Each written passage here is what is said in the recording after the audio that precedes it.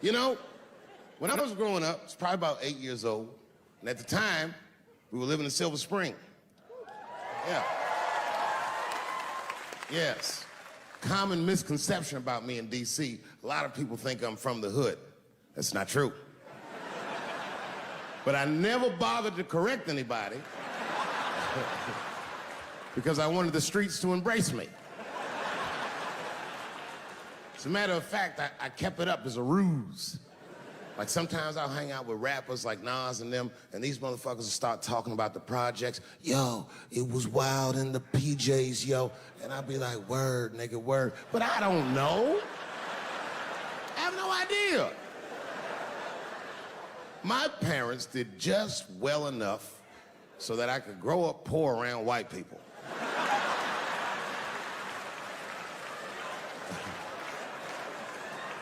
And to be honest, when Nas and them talk about the projects, nigga, I used to get jealous because it sounded fun. Everybody in the projects was poor, and that's fair. But if you were poor in Silver Spring, nigga, it felt like it was only happening to you. I know the pain of that first sleepover at a white friend's house. And you come back home on Sunday and just look at your parents like, y'all need to step your game up. Everything in Timmy's house works. Remember the first time you saw that? In a cold winter, and you'd be at a white friend's house and see the motherfuckers in their living room without their coats on?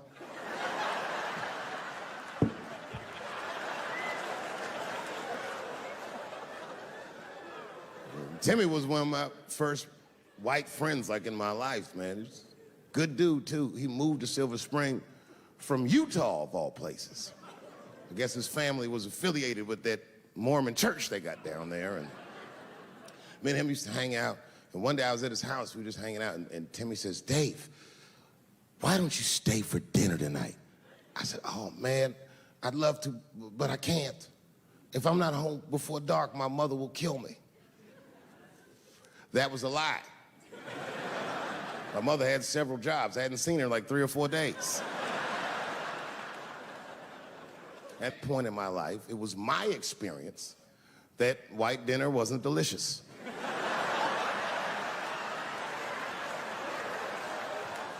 I'd rather go home and fry some bologna or some shit like that.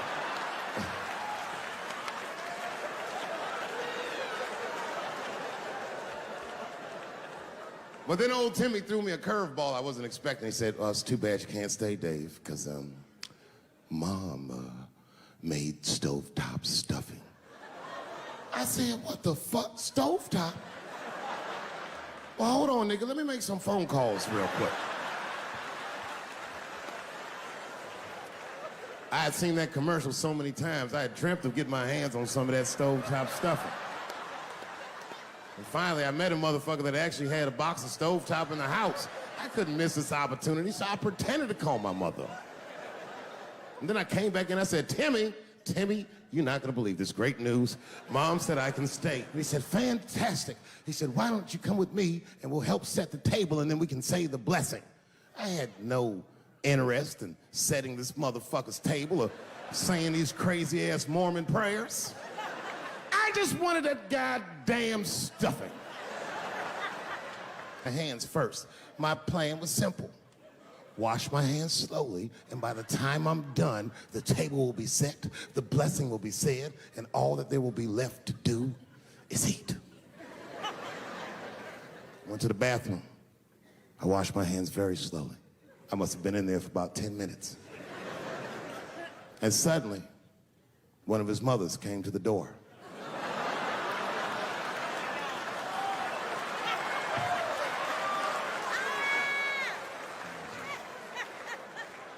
She was like, hi, David, right? I said, yes, ma'am. She said, Timmy tells me that you're planning on staying for dinner. I said, I hope that's not a problem, ma'am. She says, no, it's no problem. In fact, we'd love to have you. It's just that we weren't expecting company. And I'm afraid there's not enough stovetop stuffing for everybody. So I kicked her in the pussy. Bam! Ladies and gentlemen, I told you I'm dope, nigga. I told you what I was gonna say and you still didn't see it coming. And that's why I make the big bucks.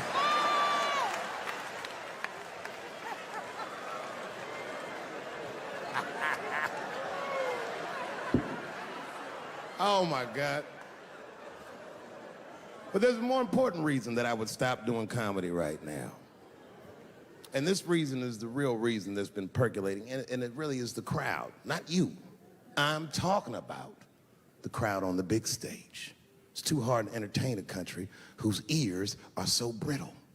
Motherfuckers are so sensitive, the whole country is turned into bitch-ass niggas.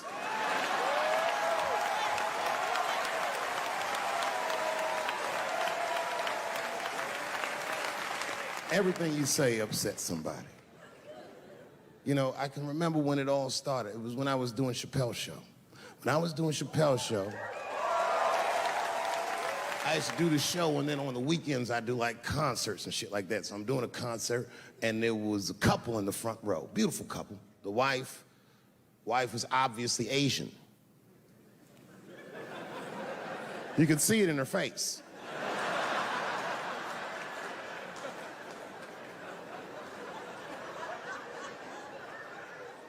The husband, this motherfucker was mysterious, to say the least. Couldn't quite pinpoint where he was from. Caramel-colored fella, very nice hair, but it could have been from anywhere. Bangladesh, Mexico. I can't guess with a nigga like this. All I knew for sure about this guy is that his wife was a bitch. I could see that in her face, too. No, he was laughing and having a good time, and she was scowling at me at a goddamn comedy show. I couldn't figure it out. And then I realized at some point that she was pregnant, and I was smoking on stage. I said, oh my God, that's probably why she's mad. So I started to put my cigarette out, but then she hit me with one of them fake non-smoker calls. So I just kept smoking. I thought to myself, bitch, that babe will be fine, relax. And I tried to break the tension. I just asked her, that's all I said. I go, hey, where are you guys from anyway? And I could tell that she was on to me. She goes, very condescendingly, she says, I'm from California. If you're asking my ethnicity, I am Chinese. He was like, I'm Mexican, bro. I said, well, I'm sorry if I offended you by asking, but you're a very beautiful couple. And miss, there's no question that you're gonna give birth to the hardest working baby this world has ever seen.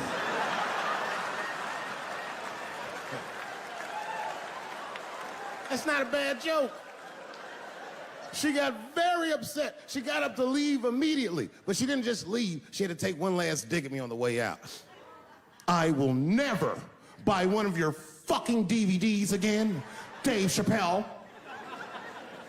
I said, ma'am, with all due respect, Chinese people don't buy DVDs.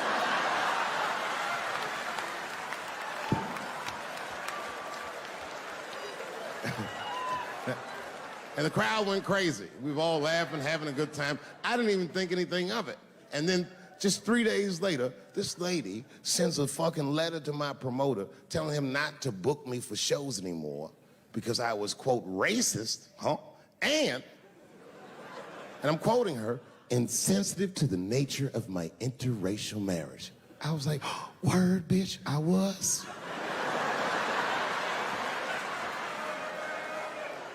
If she would know that I myself am in an interracial marriage. That's right. In fact, my wife is Asian too. Surprise, bitch, I'll see you on Thanksgiving.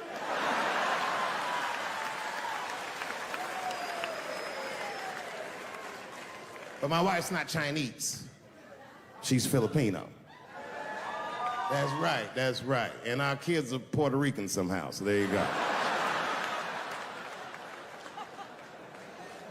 I don't give a fuck about interracial marriage. In fact, you know what? My mother is half white. A lot of people don't know that. Well, all right, you were a little too excited, but okay. A lot of people don't believe me when I say that, but it's true. You can't tell looking at me, but if I grew my hair out, you would think you was at a fucking Cat Williams concert. My shit is beautiful. Motherfuckers are just taking it too far. I don't know why or how everybody got this goddamn sensitive. You know who hates me the most? The transgender community. Yo, yeah, these motherfuckers. I mean, I didn't realize how bad it was. These motherfuckers, I was really mad about that last Netflix special.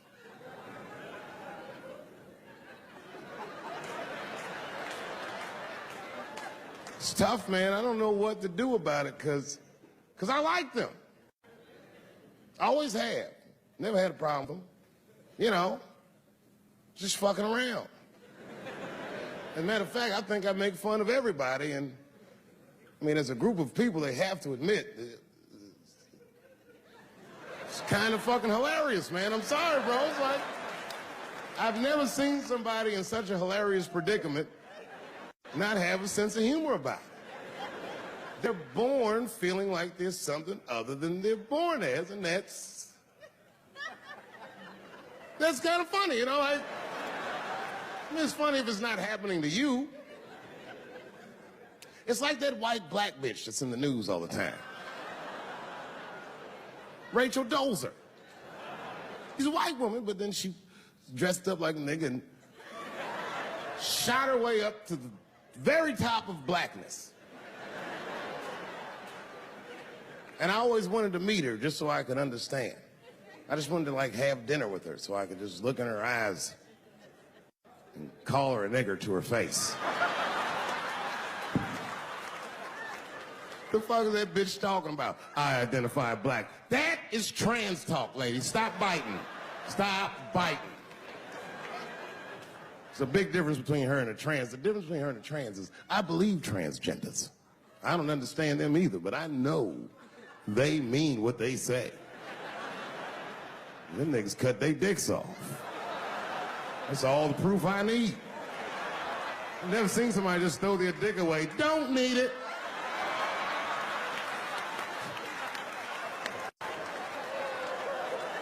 I don't understand, but I believe you and I support your decision, motherfucker. But how far is Rachel willing to go? What is Rachel willing to do so that we blacks can believe that she believes she's actually one of us? Bitch, are you willing to put a lien on your house? Invest in a mixtape that probably won't work out?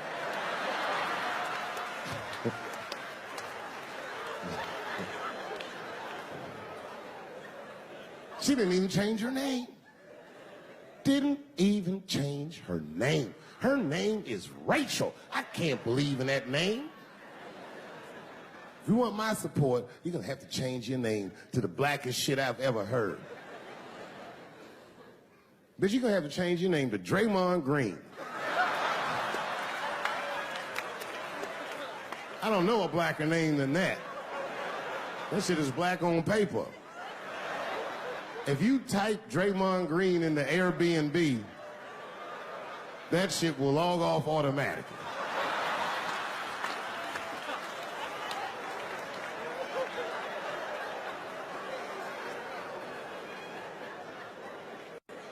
Yeah, people get mad, bro.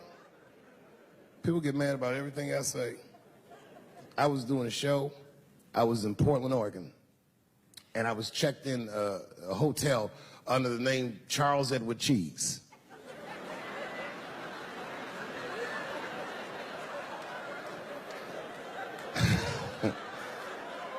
I came back, and there was a note. It was like a letter on my desk. It was addressed to Mr. Cheese. So obviously, I'm going to assume that whoever wrote this letter must be an intimate friend of mine. This is not some kind of name that a person would just guess. But then I opened the letter, and it turns out I don't know this person at all. It's a fan letter. You know, I'm not even used to the idea that I have fans, but I'm grateful for it. And even though I'm grateful for fans, I don't read those letters. Be nice if I did, but realistically, it's like, what am I, Santa Claus, nigga? I don't have time for this. Like, got shit I want to do. I'm trying to chill. read all these dreams and wishes from strangers. But I read it. I'd already opened it. So I just read the whole letter. And you know what, man? Whoever wrote this letter truly loves me.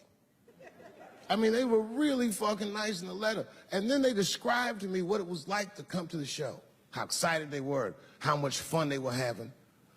And then they said that when I got to my jokes about transgenders, that they were, quote, devastated. Because it turns out that whoever wrote the letter was transgender. Now, I'm going to be real for a second. You got to understand, I never feel bad about anything I say up here.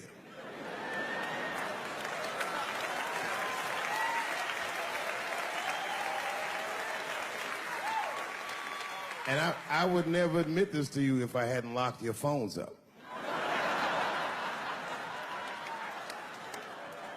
But it was the weirdest thing. Like, when I read this letter, the shit made me feel bad. I didn't feel bad about what I said, you understand? I felt bad that I made somebody else feel bad.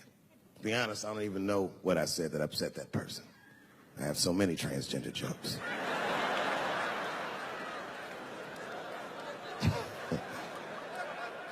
But I feel like it was probably this joke I'm about to tell you right now. And it's not even that bad of a joke. It's a true joke. I mean, it's not true, but I had read in the paper that Caitlyn Jenner was contemplating posing nude in an upcoming issue of Sports Illustrated. And I know it's not politically correct to say these things, so I just figured, fuck it, I'll say it for everybody else. Yuck. Oh, sometimes I just want to read some stats. I don't know why you're gonna cram some man pussy in the middle of the sports page like this. I just didn't think that was the place for it. But I wasn't saying anything like Caitlyn Jenner's a bad person. I'm not mad at her for doing it. I'm not even mad at Sports Illustrated. If I'm mad at somebody, I'm probably just mad at myself. You understand? Because deep down, I know that I am not strong enough to not look at those pictures.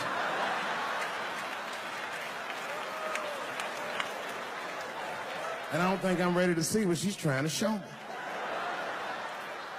So Caitlyn, goddamn, if you go through with this thing, bitch, you better go hard or go home. I want you to go all the way. Hustler style. Do you know what hustler style means, miss? That means spread the lips.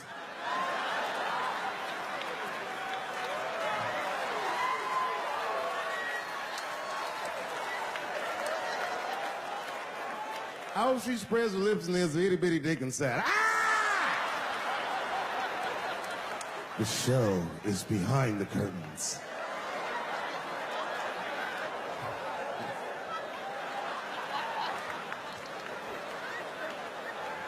I don't know what I said that upset that person. But I'm gonna tell you something. When I read that letter, and the moments after I read it, I did something that many black men in America do not have the time or the money to do. I thought about how I felt.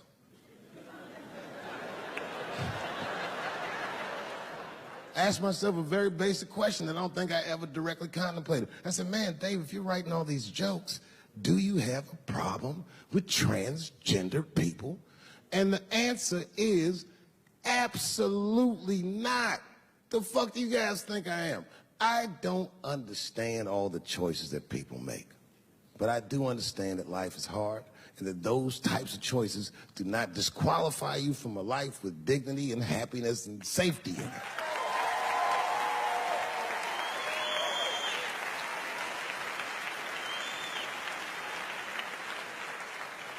But if I'm honest,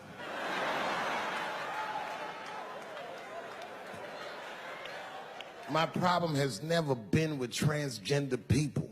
My problem is transgender people. I just feel like these things should not be discussed in front of the blacks. It's fucking insulting, all this talk about how these people feel inside. Since when has America given a fuck how any of us feel inside.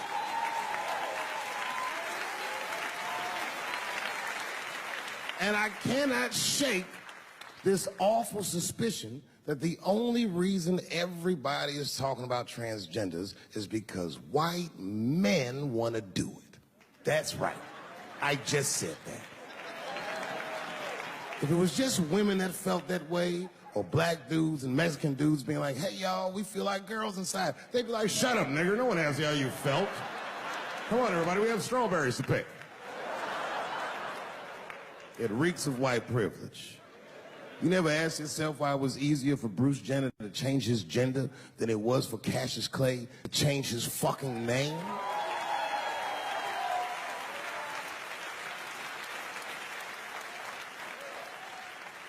And if I were to be brutally honest, the only reason I ever been mad at the transgender community is because I was at these niggas for 6 songs straight. I had no idea. And then the lights came up and I saw them knuckles. I said, oh no! And everybody was laughing at me. Hi, world star. I said, why didn't you say anything? And then I heard that sultry voice. I didn't say anything, Dave Chappelle, because I was having a wonderful time. And I wasn't sure how you'd feel about it. I said, you knew how I'd feel. And she said, I'm going home. I don't want any trouble from you. I said, home? It's only 2 songs left. I mean, we might as well finish tonight. And we ended up having breakfast together. Oh, grow up. That doesn't make me gay. I just titty fucked her. His titties are as real as any titties in L.A. It's 2 o'clock in the morning. I was just borrowing a little friction from a stranger. Whoops!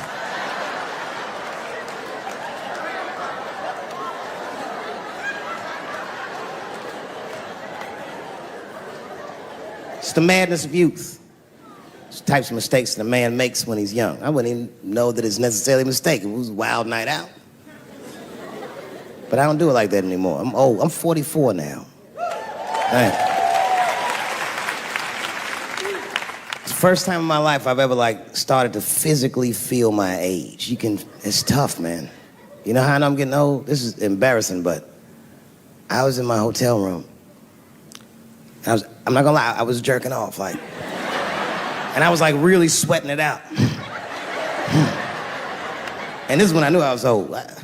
I just gave up in the middle, nothing even happened.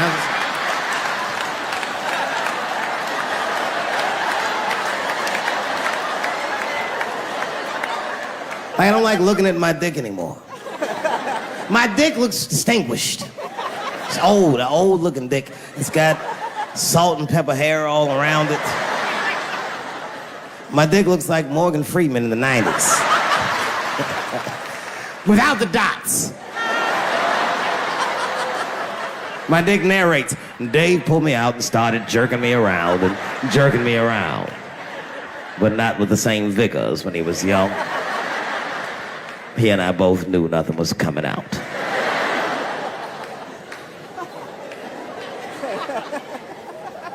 I see my age in my children. I came home from the road, this is not long ago. I've been gone for, if you can picture, I was gone for weeks and weeks. And when I came back, nobody was home. Now, one person in my family thought that maybe I'd like to see them when I got back. They knew when I was coming back, but they just weren't home. And that shit was a wake-up call. You know, when my kids were little, and the tour bus would pull up to the house, these motherfuckers would spill out. Dad is home, hooray!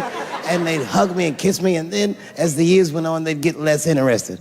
Hey everybody, look, it's Mr. Promises back from the road.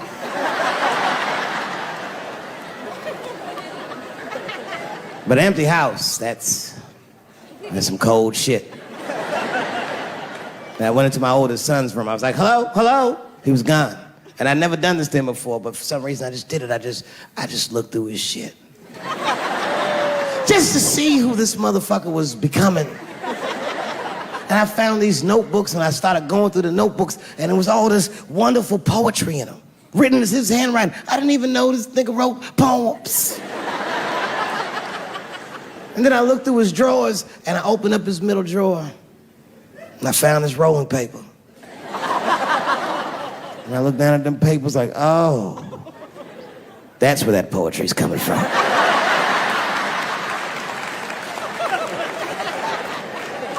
And that shit broke my heart. I mean, I smoked weed, but I mourned my son's innocence. And I cried a little bit. And I took his papers upstairs to my room. Rolled some weed that I'd hid from the family. And I got really high. And then I got paranoid, so I put his papers back how I found them. So he wouldn't know what I was up to. This nigga won't even know that happened until he sees the special. Yeah, nigga, I found your papers. He's a cold motherfucker. Let me tell you, this kid is only 16 years old. Listen to what he did to me. This motherfucker calls me up in the middle of the night. It was 1 o'clock in the morning. He goes, Dad, don't be mad. I knew something was terribly wrong. I said, what's going on? He said, listen, I'm fine. And don't forget, you told me to do this. I'm at a party, and my designated driver had too much to drink. And me and my friends need you to come pick us up. I said, Jesus Christ, it's 1 o'clock in the morning, nigga. I am shit-faced.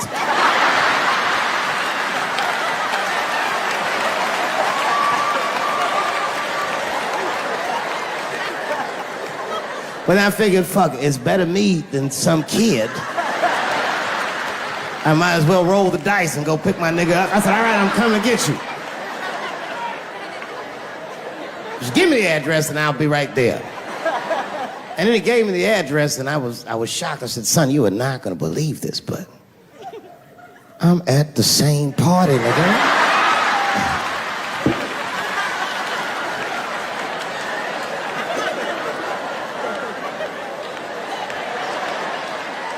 They grow fast, don't they? Can I ask you a weird question? I want to make you feel uncomfortable. You don't have to answer it, and if it doesn't go well, we'll just edit it out anyway. Is it weird to be the only white people in a row?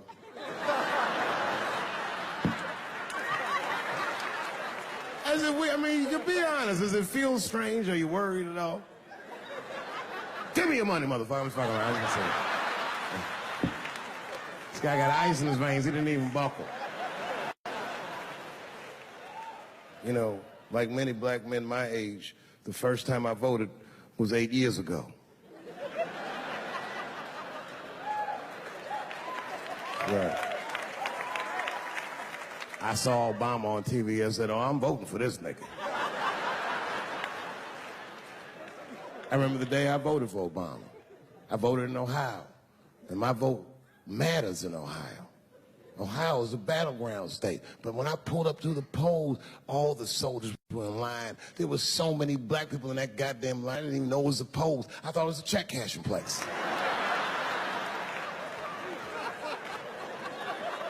We were hugging each other, and old people were singing hymns and spirituals. Say verdict times 10 or some shit. I've never seen black people that happy. 8 years later, I'm pulling up to the polls again. This time, I'm driving a brand new Porsche because the Obama years were very good to me.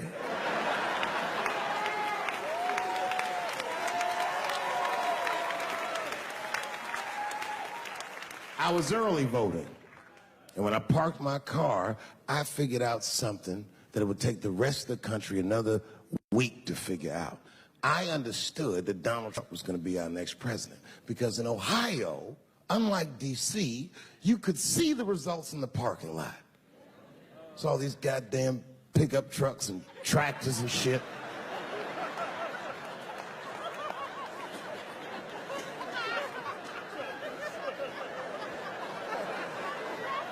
And then I walked up and I saw a long, long line of dusty white people.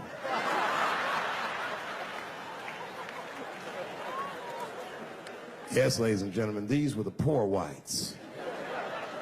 I must tell you, I've never had a problem with white people ever in my life. But full disclosure, we've gotten a lot of trouble out of them. And I've never seen so many of them up close. I looked them right in their coal-smeared faces. And to my surprise, you know what I didn't see? I didn't see one deplorable face in that group. I saw some angry faces and some determined faces, but they felt like decent folk. No, they did. In fact, I'm not even lying, and I didn't sound fucked up, but I felt sorry for them. I know the game now. I know that rich white people call poor white people trash. And the only reason I know that is because I made so much money last year, the rich whites told me they say it at a cocktail party.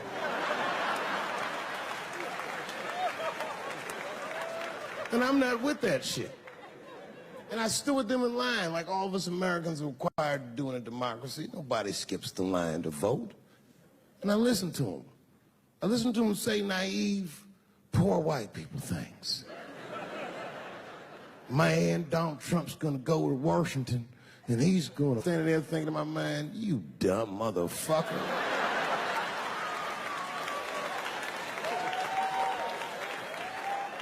You are poor. He's fighting for me.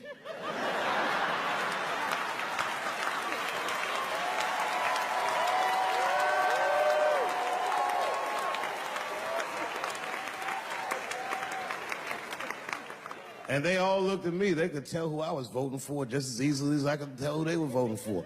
But do you guys know what we all had in common? Not one of us, not a single one of us, looked like we felt good about what we had to do in that booth. We were just doing our goddamn duty. Yes, I voted for Hillary Clinton. Of course I did. I voted for her because I liked what she said vastly better than I liked what he said. But to be honest with you, at that point, that shit was like watching Darth Vader do the I Have a Dream speech. That bitch is mean as hell. She'd already Karate Kid swept Bernie Sanders' legs from underneath him. Boy, it was hard voting for that shit. But it was the lesser of the evils. I know you were a Clinton supporter, Miss I. I'm sorry for her. But it didn't feel as good as it should have. She was gonna be our first woman president. They were gonna make coins out of this bitch.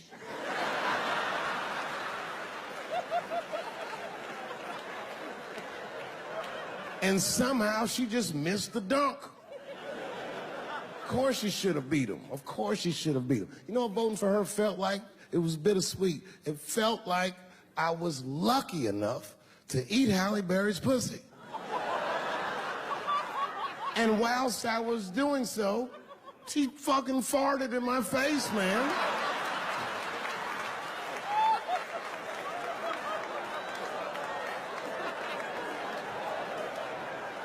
Now you understand, I'd still do it.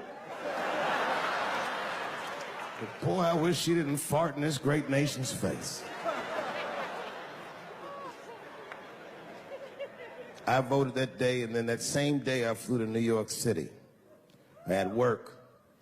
That night I was in a comedy club in New York, and I said to an audience almost exactly what I just said to you. And I didn't know that there was a journalist in the room. And this journalist wrote an article. The headline of the article said, Dave Chappelle is an avid. Yeah, I had no idea the paper said that. And you know how I found out? My wife called me from Ohio the next morning in a goddamn panic.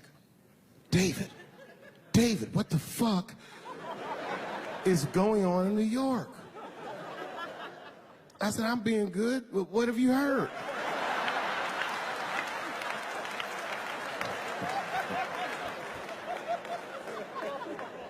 And my wife said, the paper is saying that you're a Donald Trump supporter. I was like, whew.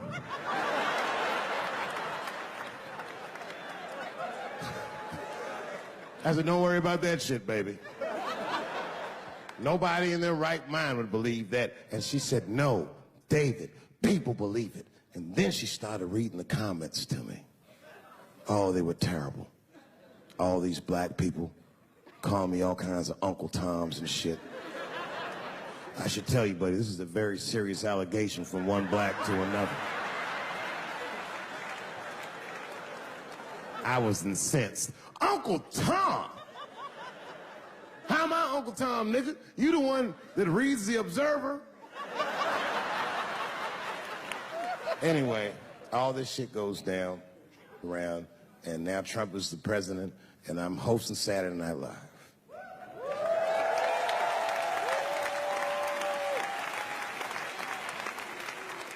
And I didn't really prepare my monologue. I just kind of winged it. And at the end of the monologue, I don't even remember what I said. I said something like, fuck it, we're historically disenfranchised, and we're gonna give him something about we're gonna give him a chance if he gives us a chance. I don't know what I said, but whatever I said, I really wish I didn't say that shit. It was not worth the trouble. Now I walk into the barber shop and all them black people just be looking at me like, yo, Dave, what's up with your boy? Yo, nigga, yo! Not my boy. Because I don't care if you're a Republican or Democrat, if you support him or not, any objective person is going to have to admit that this motherfucker is having a terrible go of it. It really is. We've had presidents before that have done bad jobs, but this shit is worse than a bad job. It's scary to watch. Holy shit, it's like seeing a crack pipe in your Uber driver's passengers. The fuck is wrong with this guy? Yo, he is lunching, nigga. I watched Donald Trump in a press conference, and this motherfucker had all the media gathered, and this nigga literally asked the media to their face to stop finding shit out. I was like, yo, this motherfucker is bugging. And then, I'm not even making this up, his lips started sweating. His lips. Have you ever seen a motherfucker's lips sweat? What the fuck is wrong with this nigga's lips? It's like if you're on a plane, right? You ever been on a plane? I get scared to fly. I do it all the time. I be scared on there. And sometimes the plane will hit turbulence. And then I get nervous. But I always look at the flight attendant, and she looks calm, and it makes me feel calm. But if that bitch's lips were sweating, it's terrifying. Like, yo, nigga, why are your lips sweating? What do you know? And then, I'm not even making this shit up. This motherfucker grabbed the podium, he goes, you don't know how scary the things I read in my briefings are. What's that, bro? That's bad leadership. Even as a parent, you think I'm gonna sit my kids down? Hey, little man, come here real quick. I just wanna holler at you for a second. Yo, I'm 3 months behind on the rent, nigga, and I am worried. Very worried. Go to school and have a productive day, nigga. I was just thinking out loud, getting some shit off my chest. I'm like, what the fuck are you doing, bro? This is bad, man. Jesus Christ. All this motherfucker's ideas sound like high people ideas. Like, he doesn't think these things through before he tells us. He just tells us what he's thinking as soon as it occurs to him. This shit sounds nuts. I'm gonna go to China, and I'm gonna get those jobs from China and bring them back here to America. For what, nigga? So iPhones can be $9,000? Leave that job in China where it belongs. None of us want to work that hard. What the fuck is he thinking? Because I don't want to make them shits. What the fuck are you doing? Stop trying to give us Chinese jobs. I am going to bring back coal. Coal? I'm exaggerating. I have never in my life even seen a fucking lump of coal. I honestly don't even know what coal is for. If you're gonna have motherfuckers digging around in the dirt looking for shit, find me some truffles, nigga. That's what I'm about. And these truffle prices are getting out of control. If it gets any worse, I'm gonna be back down to regular butter like everybody else. Terrible, terrible job. This motherfucker hit North Korea with rap battle threats. Fire and fury, like, yo! Yo, what are you doing?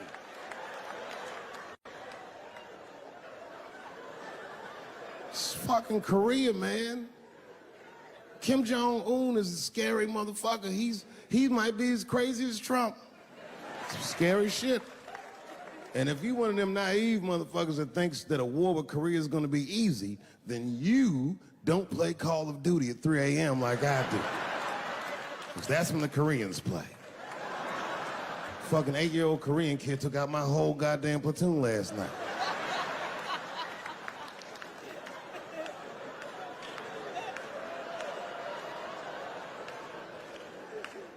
I've never seen somebody in the office so high with the most just basic fucking solutions. Like, you know, we should not let any more Muslims in the country till we can figure out what's going on. Did he just say, figure out what's going on?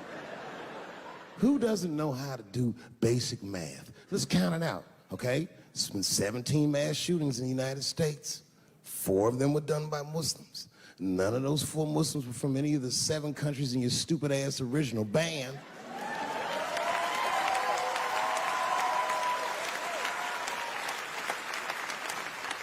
And since he brought it up, the other 13 shootings were done by the Tiki Torch whites.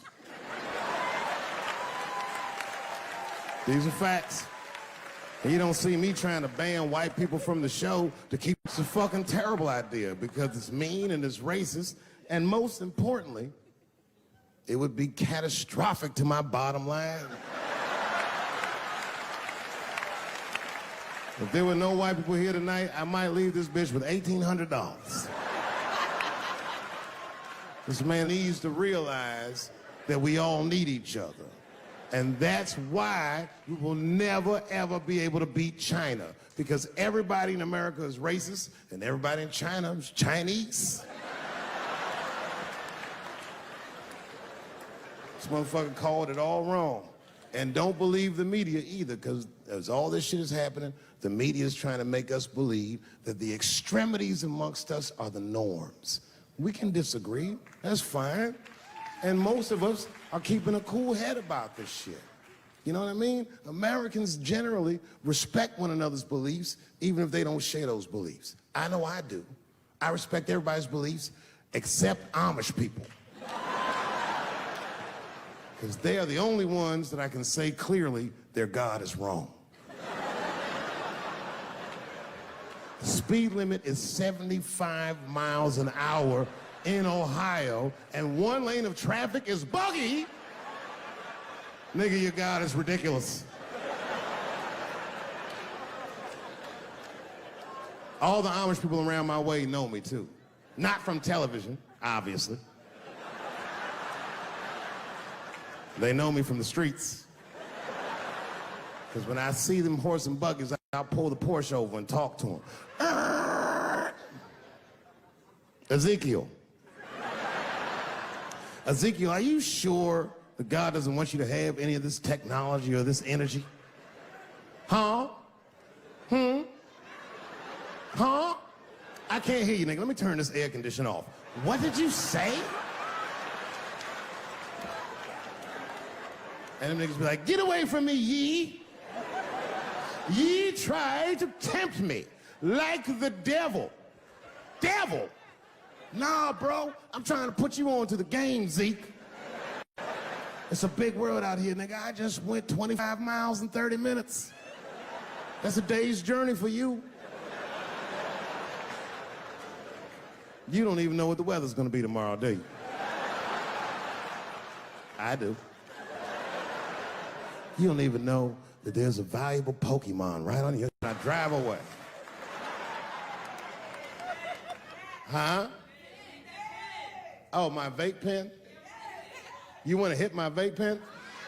Oh, sorry, nigga. I'm trying not to get herpes. My bad. I've been playing cat and mouse with herpes for 30 years now, but every night I go to the club, I'll be like, not tonight, herpes. No disrespect. I'm not saying you have herpes. I'm just saying 1 out of 5 people do. So let's just all be careful around this motherfucker and make sure that we leave with the lips we came with.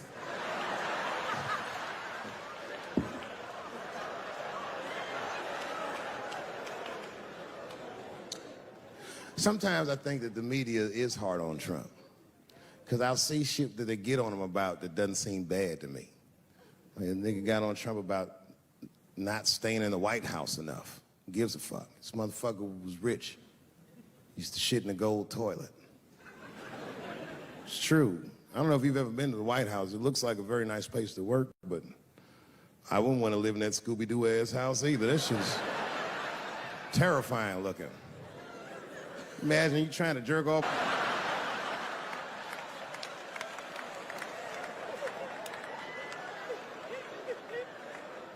Shit, Bush didn't stay there either. He was rich too. He was like, fuck that, I'm going to my ranch in Texas. Obama was the first motherfucker to move into the White House like, this is a nice place. Look at this rug.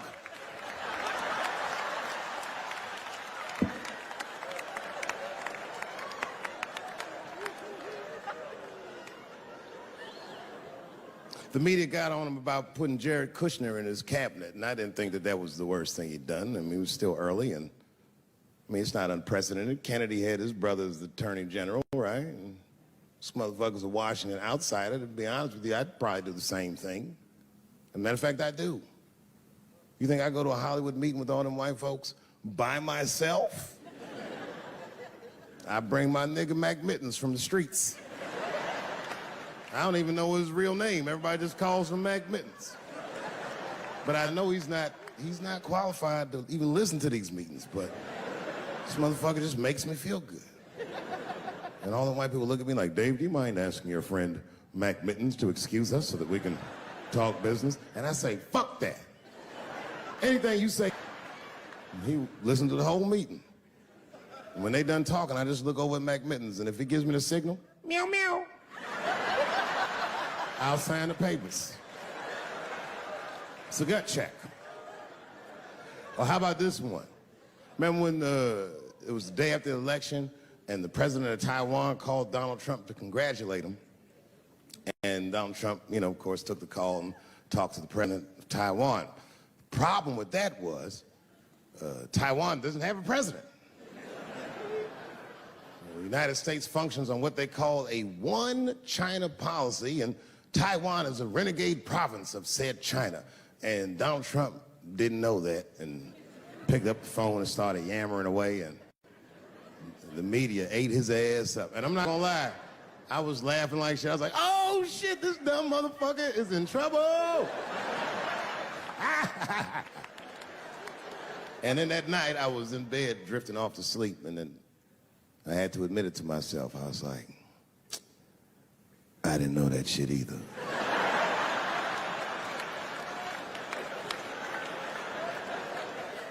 And then I realized the media got the story wrong. The story wasn't that Donald Trump took the call. Nobody told Donald Trump not to take the call. That's terrifying. God damn, nigga, you don't have a Mac Mittens on your team? It wasn't like they were calling the White House. They were calling the switchboard at Trump Towers, and they were getting through. Anybody. Mr. President, there's a Ricky Ticky Tabby on the phone for you? Yes, put him through. Hello, Ricky Ticky. Good to talk to you. Mr. President, there's a John Jacob Jingleheimer Smith on the phone. Oh, his name is my name, too. Put him through. Hello, John Jacob. Let's talk business. How many people in this room are not originally from the United States?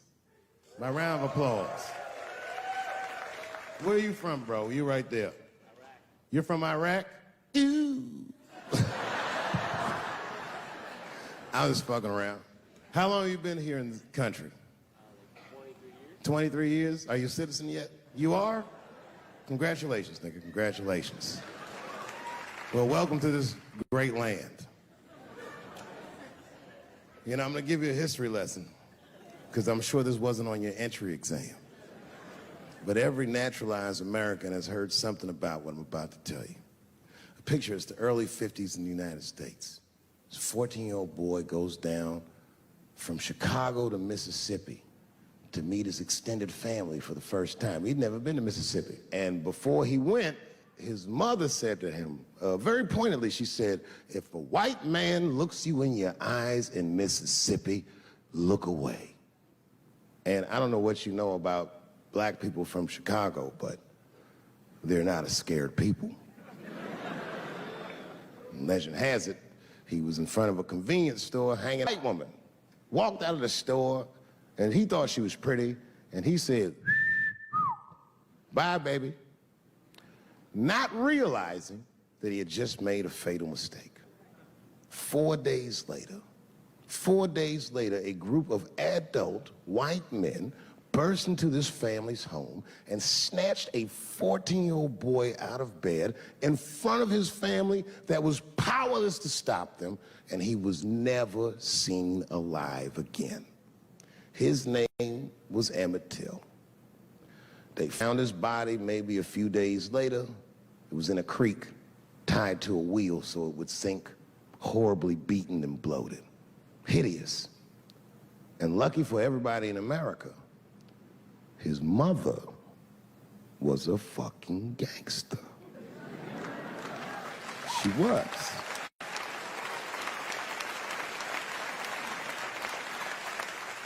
If you can imagine, in the very midst of a mother's worst nightmare, this woman had the foresight to think about everybody. She said, leave my son's casket open. She said, the world needs to see what they did to my baby. And every publication here in the United Times had this boy's horribly bloated body on its cover. And if our civil rights movement was a car, this boy's dead body was premium gas. This was a very definitive moment in American history where every thinking and feeling person was like, ugh, we gotta do better than this. And they fought beautifully, and here we all are.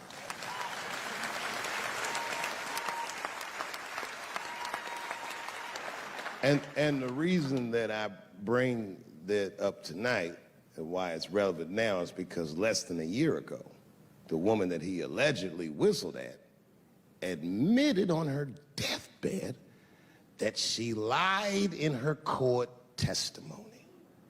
And you can imagine when we read that shit, we was like, ooh, you lying ass bitch. Was furious. But that was my initial reaction. And initial reactions that we all learned as we get older are often wrong or more often incomplete. They call this phenomenon standing too close to an elephant.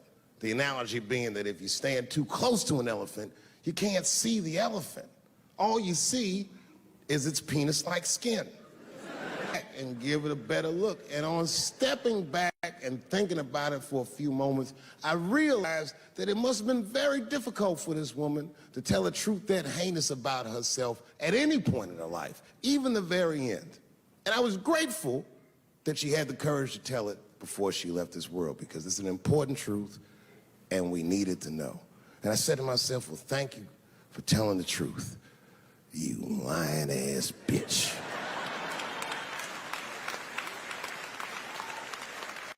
And then time goes on, and then after time, you can kind of see the whole elephant. And it's humbling, because you realize that this woman lied, and that lie caused the murder. But that murder set in motion a sequence of events that made my wonderful life possible, that made this very night possible. How could this be that this lie could make the world a better place? It's maddening. And that's how I feel about this president. I feel like this motherfucker might be the lie that saves us all.